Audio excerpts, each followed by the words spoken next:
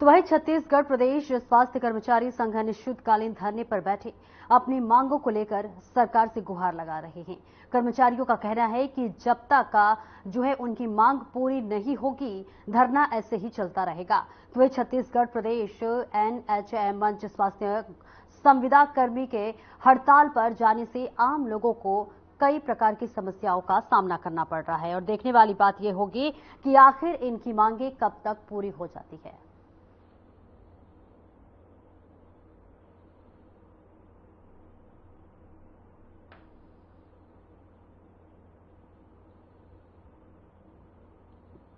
मेरा नाम गोदावरी वर्मा है। मैं आयुष्मान आरोग्य मंदिर भीमोरी जिला बेमेतरा में पदस्थ हूँ। क्या है आपकी मांगे? हम लोग आज 3 सूत्रीय मांगों के लिए बैठे हैं यहाँ पे।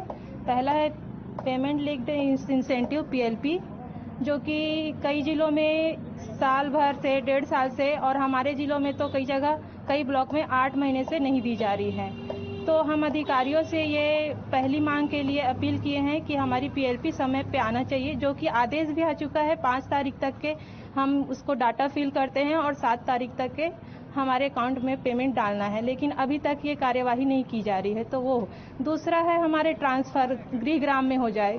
जो हमारे असामाजिक तत्व के कारण हमें जो असुविधा हो रही है, उसके कारण हम अपने ट्रांसफर गृहग्राम में चाहते हैं, जिससे हम सभी राष्ट्रीय कार्यक्रमों को अच्छे से कर सकें और अपनी भूमिका भी अच्छे से निभा सके। तीसरा है हमारे कांकेर के सीएचओ साथी का जो निलंबित किया गया है, उसे बहाली किया जाए।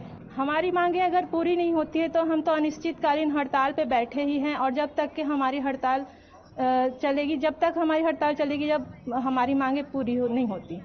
3 सूत्री मांगे हैं। पहला जो हमारा परफॉर्मेंस बेस्ड इंसेंटिव रहता है, कार्य प्रोत्साहन राशि, वो अभी तक बहुत सारी जिलों में मतलब छत्तीसगढ़ पूरे राज्य में ही नहीं मिला है।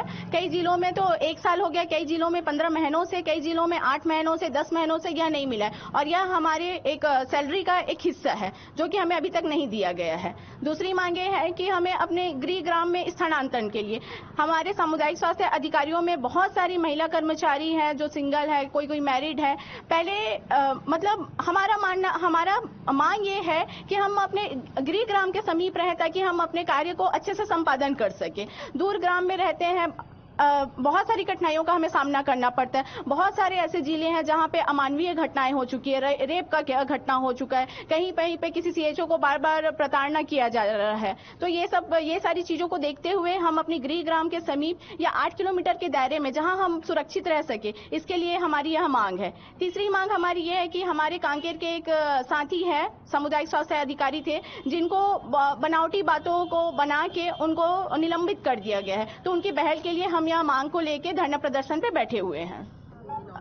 3 दिन पहले तो हम लोगों ने 3 दिन ऑनलाइन काम को बंद किया था, 18 से लेके 21 तारीख तक। 21 तारीख के बाद में हम धरना प्रदर्शन अनिश्चितकालीन के लिए बैठे हुए हैं यहाँ पे। यदि आपकी मांग पूरी नहीं होगी तो आगे की जो रणनीति रहेगी क्या रहेगी? अनिश्चितकालीन सर, मैंने आपको पहले ही बताया है कि हम अनिश्चितकालीन पे ही बैठे हैं। ये हमारी मांगों को पूर्ण अगर नहीं करती सरकार तो हम तो अनिश्चितकालीन में बैठे हैं। लेकिन मैं शासन से यह उम्मीद करती हूँ, हमारी बहुत सारी आशाएं हैं गवर्नमेंट से, हमारी शासन प्रशासन के, कि वो हमारी बातों को समझे।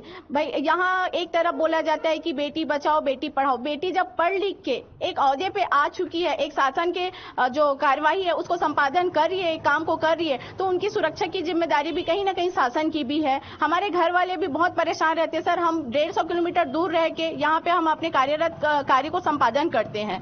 इसके लिए सर स्थानांतरण की बहुत आवश्यकता है और हमारा सैलरी का हिस्सा है जो नहीं मिल पा रहा है। ये जॉब के लिए फॉर्म भरा? Yes sir. तो आपको मालूम था कि मुझे 150 किलोमीटर जा करके सर्विस करना पड़ेगा या नहीं? देखिए सर, बात ऐसा था कि उसमें है, लेकिन हमारी मांगे पहले ये नहीं थी कि हमको स्थानांतरण की पहले ये मांगे नहीं थी। मांगे तब बढ़ी जब हमारे लगभग 25 से 30 महिला साथियों के साथ में दुर्व्यवहार हुआ, रेप की घटनाएं हुई, अमानवीय घटनाएं हुई। कहीं पे स्कूटी जलाया गया है, कहीं पे उनको हावड़ा के साथ में उनके साथ में दुर्व्यवहार किया गया। उसको लेके हमारा ये स्थानांतरण का मांग हुआ है सर। आप लोग यहाँ हड़ताल पर बैठे हैं। Yes sir. आम जनता जो सामुदायिक स्वास्थ्य केंद्र जा रही है, उनको जो समस्या हो रहा है, उनके जिम्मेदार कौन होगा? सर, पहली चीज तो हमने जनता को और स्थानीय स्तर पे सभी को यह सूचना दे दी थी कि हम अभी हड़ताल धरना प्रदर्शन पे बैठने वाले हैं। और मैं सबसे हाथ जोड़ के विनती करती हूँ, जो आम जनता है उनको बहुत सारी परेशानियों का सामना करना पड़ रहा है, इसके लिए मैं तहे दिल से माफी मांगना चाहूंगी। लेकिन कहीं ना कहीं हमारी समस्याएं भी उतनी जरूरी है जितनी कि आम जनताओं को अभी समस्याओं का सामना करना पड़ रहा है।